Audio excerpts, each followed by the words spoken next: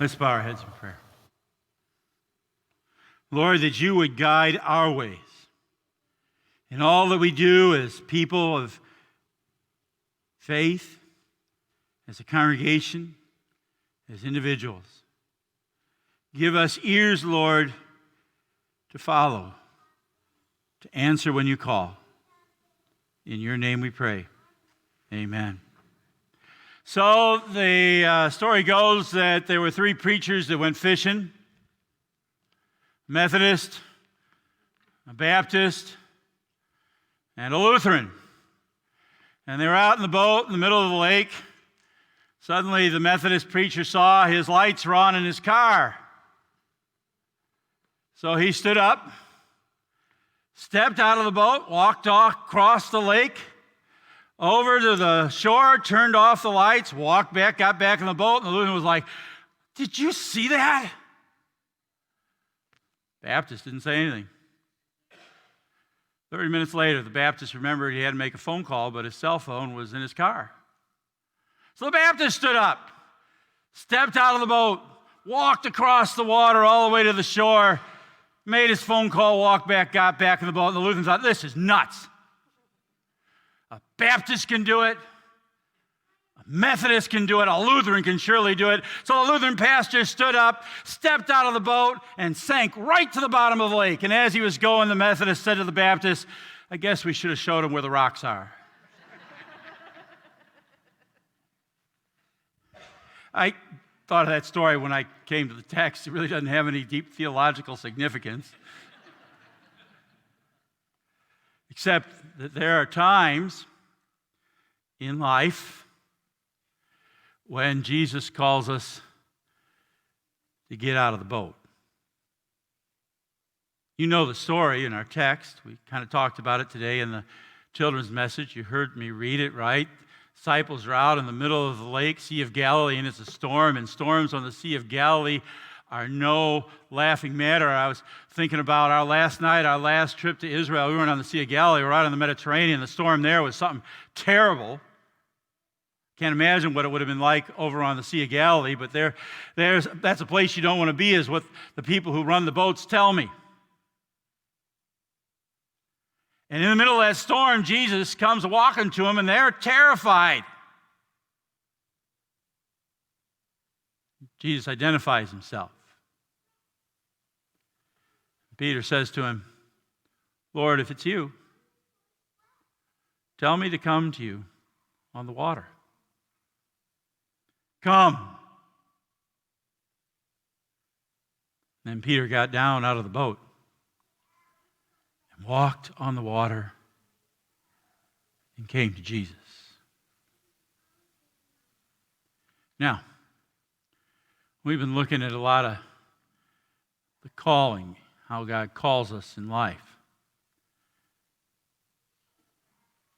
But this maybe is the scariest one.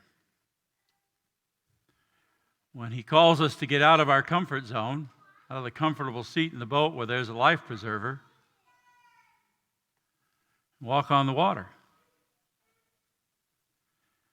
Now, sometimes that calling comes in terms of a big decision you got to make. Maybe you've been really wanting a certain job, and it finally came available, and now you're kind of like, "Oh, I don't know, Lord. Should I do this? I'm comfortable where I am."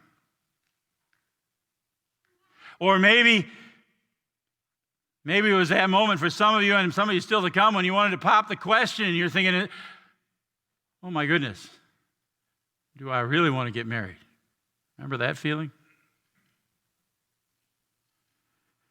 Or maybe some of you are facing that whole thing of, I know some of you are, that they're thinking of doing a scale back, and they're thinking of making an offer to buy you out or buy people out, and you're wondering, should I take it? Is now the time to retire?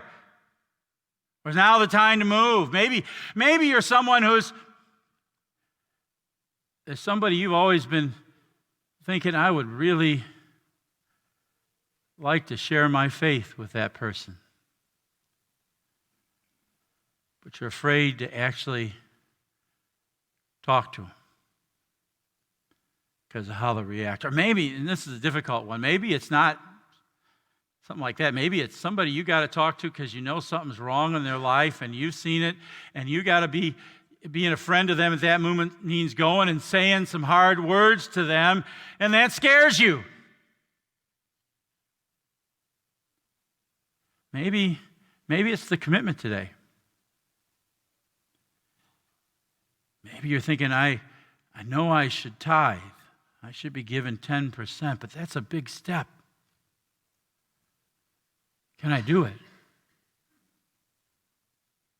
You know, maybe it's this new vision we're talking about for being an open-armed church and sharing the faith of future generations, adding a family life minister, pastor, whatever.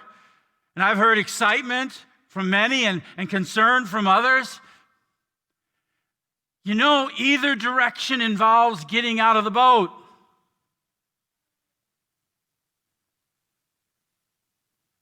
Jesus says to us,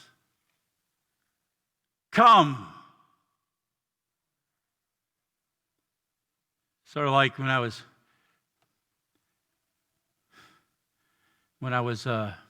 considering the call to Germany, and I was scared to death. I was very comfortable in the call at Flower Mound.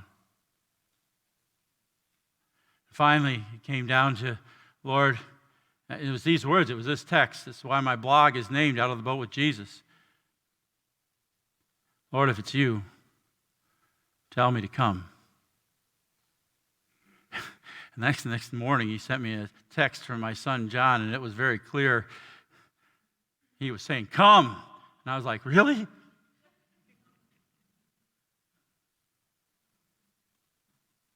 He wants us to get out of the boat and trust him. And folks, that's not easy. A lot of ways, we're like the African impala. I understand it's a beautiful animal. It can leap as high as 10 feet in the air and a 30-foot distance at one time, and yet it can be kept in a zoo behind a 3-foot wall. Why? Because the impala will not leap unless it can first see where its feet will land. That's the struggle you and I have with faith. Is I think, you know, before we step out, we want to know where our feet are going to land. What's going to happen? Will this work? What are the results going to be? And you know, the truth is, 99% of the time, Jesus does not tell us that kind of stuff. But what he does give us is something better. He gives us the promises of his word. He says to us the same thing he said to those frightened disciples, right? Take courage. It is I. Don't be afraid. Think about that. I want you to think about who it is. We've been talking about God's call, who it is that calls us. It's the God who loved us so much that he gave his own son.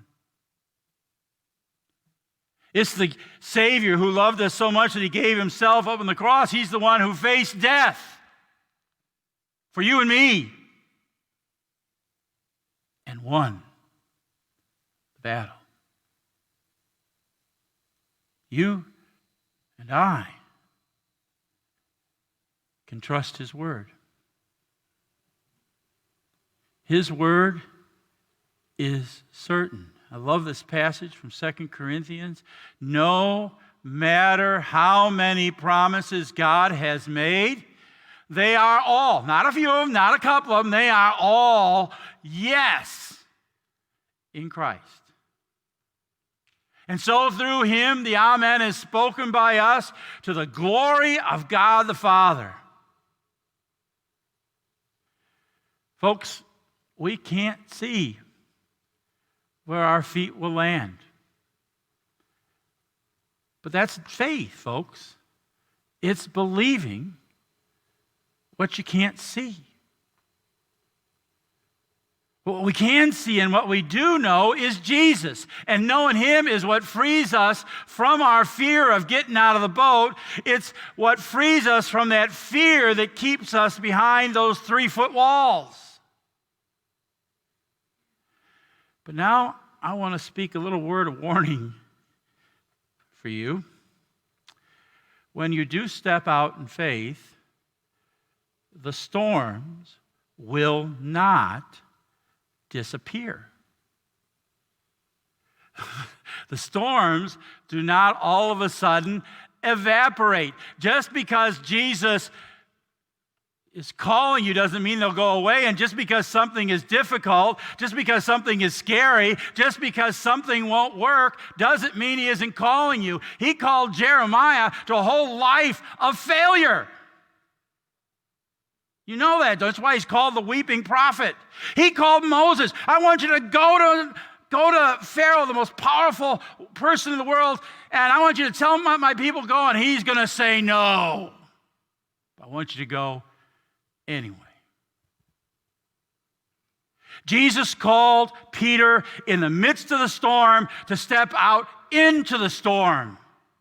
And sometimes that's what God does when He calls us. He leads us deeper into the storm.